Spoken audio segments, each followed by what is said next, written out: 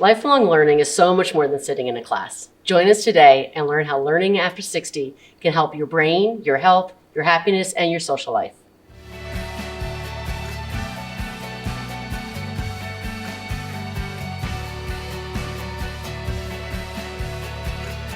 Hello and welcome to Aging Insights. I'm Dr. Kathy Rowe, Executive Director of New Jersey Advocates for Aging Well. And today we're off-site at the Osher Lifelong Learning Institute at Rutgers University. This beautiful building was renovated and reopened in 2019.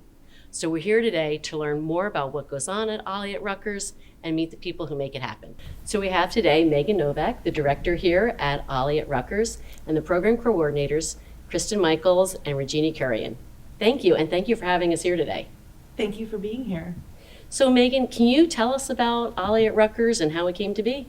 Sure. So we started as a lifelong learning program in 1993.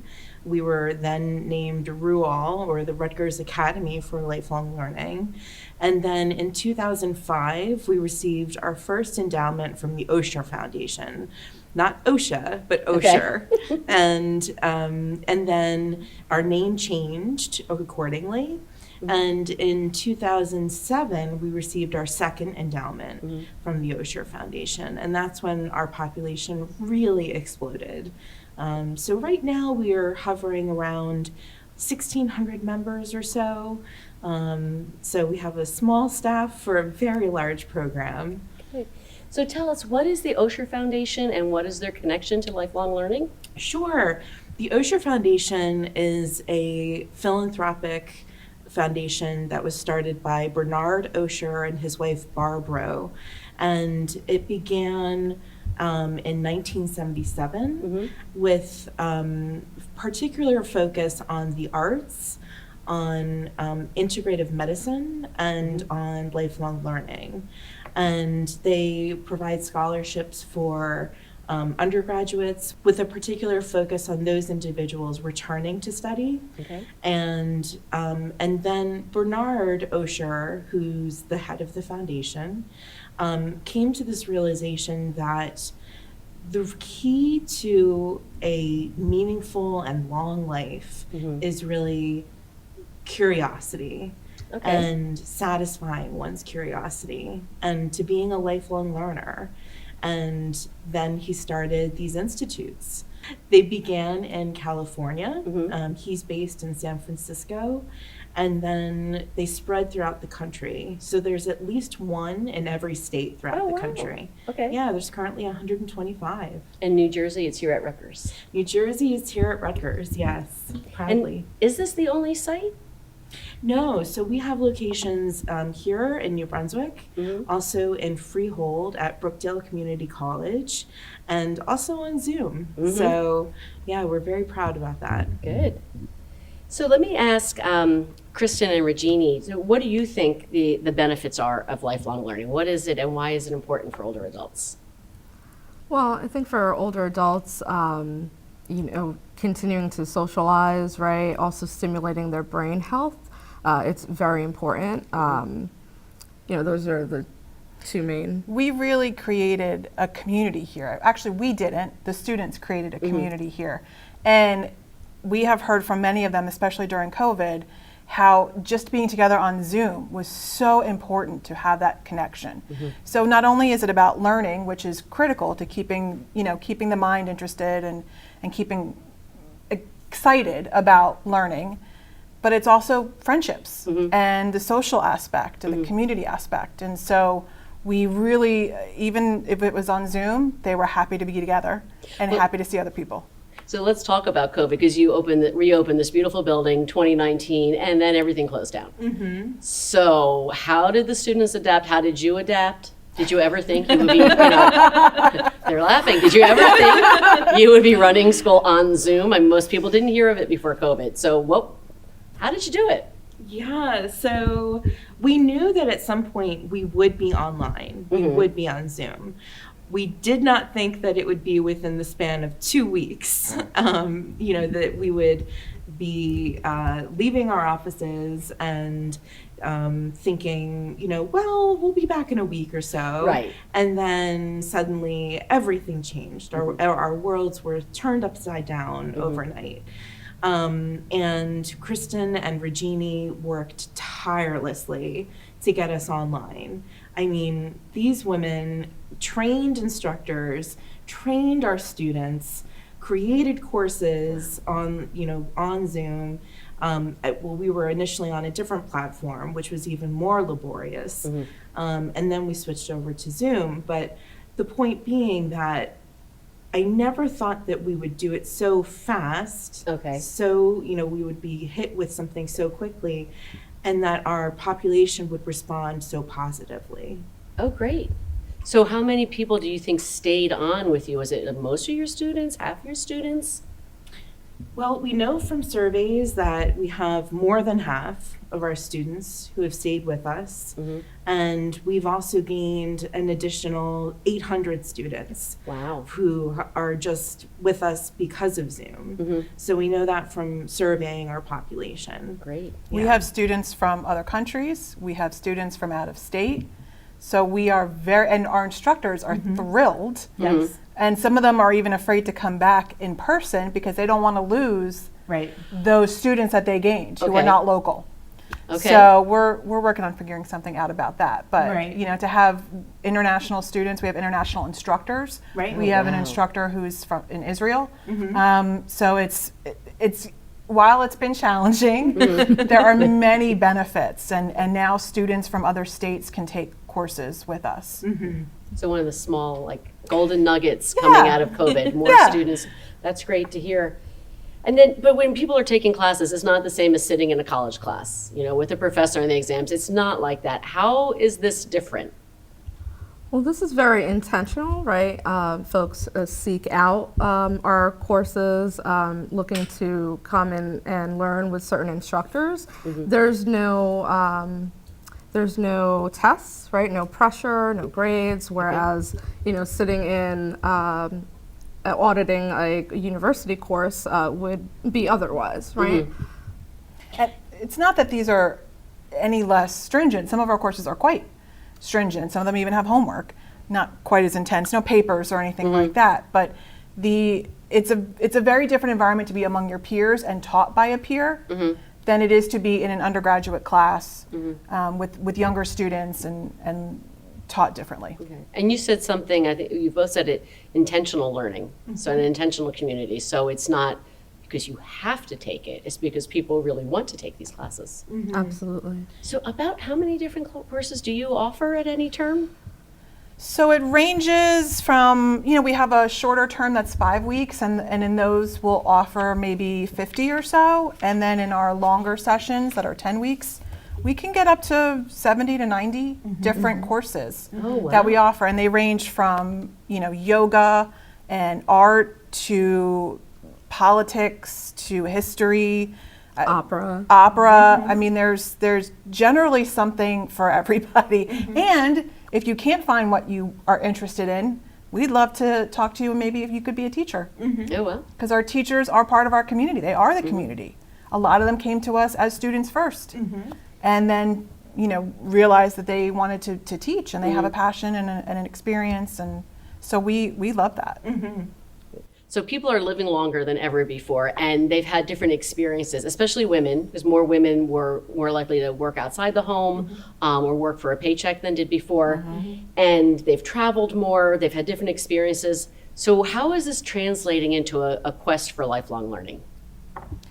I think we have more sophisticated students. Okay. We have much more engaged students, as you said, because they are intentional, they're seeking it out, but they are also more sophisticated. Many of them have traveled, many of them have had experiences. So they bring a lot of that to the table. And instructors that we have found, we have some instructors who teach high school students, who also teach for us. They love our students because they are excited to be there. They're interested in this topic, and they bring their own perspectives. Most of our classes have discussions.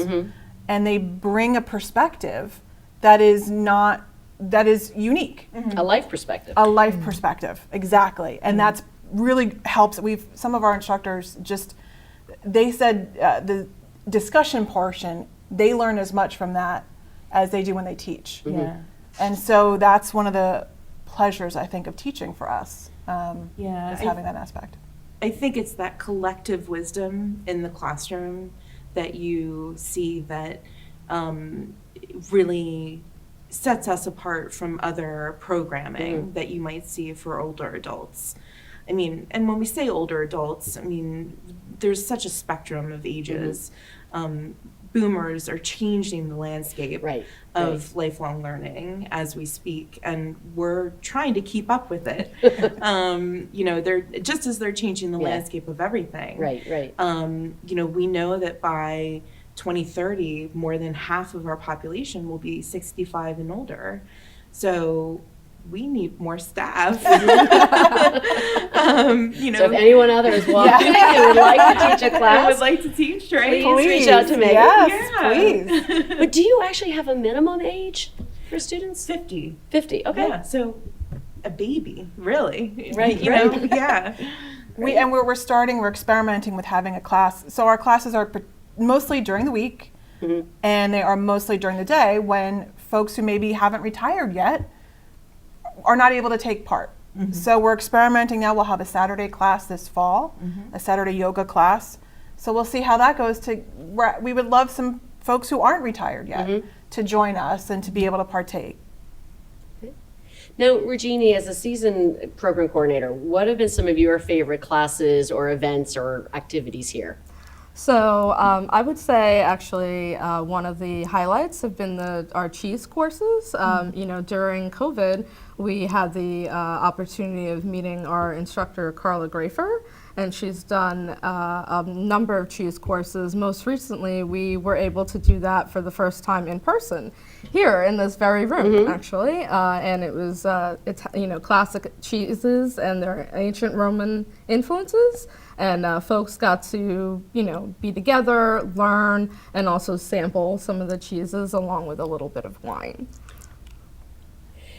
And Kristen, what would you tell people if they're considering joining Ollie at Rutgers, otherwise known as Ollie Roo? What would you tell them? Why should they do it? Give us a try. You have a passion. This is your time now that you can focus on what you're interested in. So take that time. We have, as we were discussing, we have something for everybody. So give us a try. We have one-day programs. That cheese tasting course was a one-day class. We have 3 weeks, 5 weeks. So if you think you're interested, take it. Give it a try. We do offer refunds after the first course and even longer for others who may be members. So give it a try and see if you like it. You'll meet people who have similar interest. Make new friends, hopefully, also learn something along the way and enjoy yourself and get to follow your passion. You know, most of us spend our lives working and it maybe isn't our passion. Good point. But now you've got time to invest in that passion. So go for it. If you've ever wanted to try drawing or art, try it. If you've ever wanted to, you know, learn about the Roman Empire, we've got a class on that. So now's the time to jump in and give it a shot. And I noticed the first time I was here that your parents are taking classes here. Yes, so my dad actually works here. He's 86 years old and he still works for us. And my mom worked before I got here. They both were here before I got here. And she's recently retired from Ollie Roo and she now takes courses. So yeah, it's a little bit of a family affair. But you know, my parents, I probably learned this from my parents. My parents are lifelong learners. They read constantly, and they love learning. And they've traveled, and my mother is very pleased to now have time to take courses. And my dad just loves being busy. During COVID, he helps us at the Freehold location, and during COVID when we were shut down and he couldn't do it, it was really difficult for him. He missed it. He missed the interaction, he missed the social aspect, he missed having something to do specific every day. And so it's so glad that we can get him. We're back here, and he actually has started to help us out online as well. So yeah, so you can learn at any age. When he first got on a computer, he was afraid to break it. And now he's helped us on Zoom and helped us moderate, and doing an amazing job. So just going back again to COVID, because a lot of the students that you gained under COVID are also students that couldn't have come here because they are too far away or because they don't drive or maybe they don't drive at night. So, doing it online, what have people said about that? What was their experience and how are they reflecting or commenting on that time where online was the only option? Part of it is that we've heard mixed reactions. So some of our students who are even local, stay on. We want all your courses on Zoom. We love it so much. Oh, wow. But we've also got others who are tired of Zoom, who miss being in person and want to have that interaction. So I think we're doing our best to provide everything. We have some classes on Zoom. Probably most of our classes are still on Zoom, but we're bringing more back in person. And so as people feel comfortable coming back, they'll come back. But even people who are local, we have found really like to not have to drive. Yeah. And they put up with it. So you think you'll keep both going forward, both options? Absolutely. So for people who want to learn more, who want to sign up for a class or see what you offer, where should they go? Visit our website, olliru.rutgers.edu. So that's OLLIRU.rutgers.edu. And visit our website. You'll find courses. You'll find the ability to register. You'll find our contact information. You can call us directly and say hello. You'll find a general contact number. We love hearing from folks. We love questions. That's why we're here. Our registration period for our fall session is running throughout August. So come on, join us. And how is your semester set up? Is it a whole fall and then the spring, or what's your calendar like? So we do fall and spring are our larger 10 weeks. So fall will start in September and it runs through November. And then we have a winter session in January that is a short 5 weeks. Then we go into a spring, which is a larger 10 weeks. And then we have summer, which is 5. So we're You're year-round. Year-round, yeah. So can we go and do a tour of the building and see some of the classrooms we've been talking about? Yeah, let's do it. So this is the art room. It was designed specifically for our art classes in mind, as you'll see from the artwork on the walls. And the floors are concrete, so anything that gets on there gets easily wiped up. And we've got a sink for water purposes. So it's been great for our art classes. So this is our cinema classroom. We have many courses where students watch films and then discuss them together. So you'll see we've got stadium seating, large movie screen. The sound is incredible in here. We also even have spots if people are in wheelchairs where they can have their wheelchairs here. It's a great room. Students love it. Instructors love it. We've got a podium. So it's just a wonderful room to watch. It's a wonderful room to watch movies in. Wonderful room. So this is referred to our high-tech classroom, and it has state-of-the-art monitors you'll see throughout the room so that wherever you're seated, you're able to see what's happening that the instructor is doing up front. The shades are all automated so that you're able to get completely blackout dark in here. So that's really wonderful. And you have these sound cages on the top of the ceiling that help to really project sound throughout the room. So when instructors are projecting up in the front, it helps to carry sound back to the back of the room. So this is a standard classroom. It has a giant whiteboard, a projector, a computer, everything's connected. So an instructor just needs to bring their laptop or thumb drive. It's also nice and convertible. You'll see everything is on wheels. So we can really suit it to whatever the instructor needs. If we're looking for a more discussion-based course, you can do a U or a circle. It doesn't necessarily need to be in a lecture setup. So now we'd like to meet some of the students here at Ollie Rue, Sandy Bergelson and George Lesh. So Sandy, where are you from? Well, originally I'm from Brooklyn, New York, but I've lived in New Jersey since 1963 and involved with this program since 1997. And George? I live in Edison. I've lived in Edison for almost 30 years, and I retired last year, and I recently got involved in the program, so I'm relatively new to the program. Sandy, you've been coming here a long time, so what are some of the programs that you've done?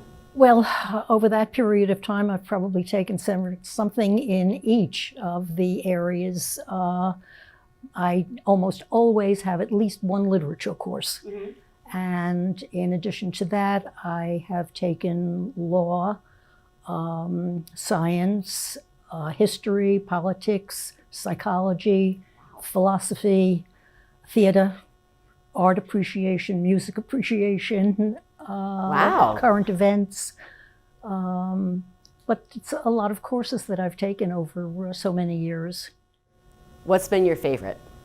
The literature, Literature? absolutely. Were you a literature major, or was that interesting when you were younger? No, I wasn't actually. I was in technology. And so with my training, I had really not too many courses in the humanities, and I missed them. I've always been an avid reader, but I'm now reading a lot of the classics that I never did read before. And it's interesting having someone who is knowledgeable about literature discussing the courses, the books. What were some of your favorites, George? So I started a year ago, and so I've taken Irish history classes, which is really interesting. I'm part Irish, so that's been really interesting. A great professor just talking about a lot of the history, really interesting. I have a background in IT. I spent most of my career in information technology, and in college I didn't really take many courses, non-IT courses. So I took 2 courses, Intro to Philosophy and Intro to Philosophy 2, which were completely different from what I've been doing for the past 30 some odd years. And they were really cool. It was very different. I wasn't sure if I was going to like it, but it was just interesting. The instructor was really good. Wow. So it was fun, yeah. And then a few other courses, just dabbling, but I'm looking forward to this coming semester. There'll be, I think there's another Irish course. There's Yes. some other courses. Yeah, there's a few other courses that should be really fun. Yeah. So it's interesting that both of you have an IT background and you're both back in the classroom. So what does it mean to you to be a lifelong learner? Well, once you are retired, or once, if you have not had a career, if you were at home raising a family, once they're gone, you have all of this time to spend devoted to exploring all sorts of new areas. And I just found that I left my job in order to become involved with this program because my husband was introduced to it when it first started. I was still employed at Rutgers, and I left my job to become involved because of his enthusiasm for it. And I've watched it grow, of course. But I've just, so many new areas have been opened up to me, and of course, developed a tremendous social life before COVID. Many, many new friendships, which now continue. Many new people. It's just been wonderful. It opened a whole world, which I think is important. And since I retired a year ago, I was concerned, what would I be doing? In information technology, you're constantly learning and relearning, and new things are happening, you have to keep up. So all that stops. And then the question is, well, what will I be doing? Will I just veg out, which wasn't an option for me. So I originally looked at taking possibly some 4-credit courses, and then I learned about the program. And I thought, well, let me try the program. Let me see what the program's like. And it's just been really good, because there's people who are enthusiastic, as Sandy said. You chat before the class. The classes are casual. There's no tests or anything. So it's just really fun to learn, and it's good to listen. Also, the instructors will sometimes reference books, so they'll reference articles, and you can go look them up. With the Irish history, there are a couple points there where I thought, oh, I don't know much about that at all, or it was completely new. And then after class, I went and researched it a little bit. So as a new retiree, I wanted to learn how to spend my time, how to really keep up. So this is one component of me doing that, and it's really been fun. It's really been good. I want to thank you both, and I hope you enjoy your classes this semester. Oh, I'm sure we will. So we're here with John, former student and now staff of Ollie-Roo. And John, can you tell us how long have you been involved and how did you get involved? I have been involved on and off for probably close to 15 years or 20 years. Wow. I started taking classes when it was just Rual, and then I kind of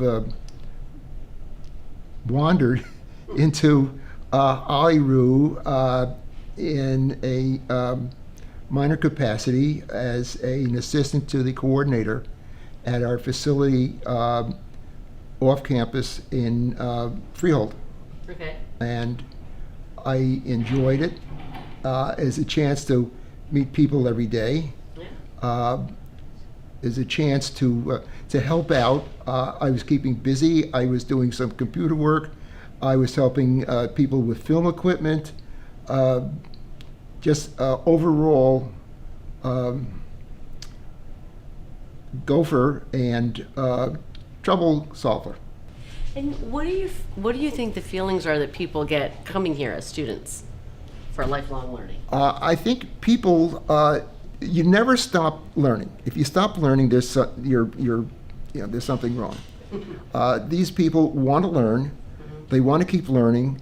It keeps your mind going. It keeps you alive. It gives you something to look forward to, and it enriches your life. These are all classes that are something that people don't know about, something they want to learn about. It's people just enjoy continuing the education process.